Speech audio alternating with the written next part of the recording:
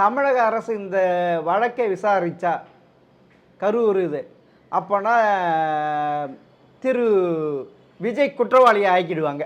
குற்றவாளி இல்லைன்னு நீங்க சொன்னீங்கன்னா குற்றவாளி தான். விஜய்க்கு ஒரு பொறுப்பு இல்லை. அப்போனா நீங்க சொல்றதை பார்த்தா தமிழக போலீஸ் அப்படிதான் உருவாக்க போகுது. ஆமா, அப்படி ஒரு நபர் கமிஷன் அப்படிதான் உருவாக்க போகுதுன்றீங்க. இதுல என்ன இருக்குது? இப்போ ஒரு ஆந்திராவில் புஷ்பான்னு ஒரு படம் ரிலீஸ் ஆச்சு. அந்த படத்தினுடைய ஹீரோ வர்றாருன்னு எவனா கிளப்பி விட்டான்.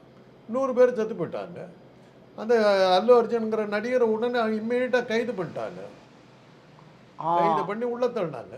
இந்த நிமிஷம் வரையிலும் விஜய் அனுதாபம் கூட தெருவுகளை செத்தவங்களை பற்றி ஆனந்தமாக சுற்றிட்டு இருக்காரு. அப்போனா அங்க இருக்கிற முதல்வர் கரெக்டா வேலை செஞ்சிருக்காரு. இங்க இருக்க முதல்வர் பயந்து போயிட்டார். அப்படிதான் எடுத்துக்கணும். அப்படி விஜய் பார்த்து பயந்து போயிட்டார். விஜயை கைது செய்யாததன் மூலமாக நான் புரிந்து கொள்வது அப்படித்தான் இருக்கு. அப்படி என்ன விஜய் பெரிய ஆளு? அப்படி என்ன குற்றத்துக்கு அப்பாற்பட்டவராக இருக்காரு?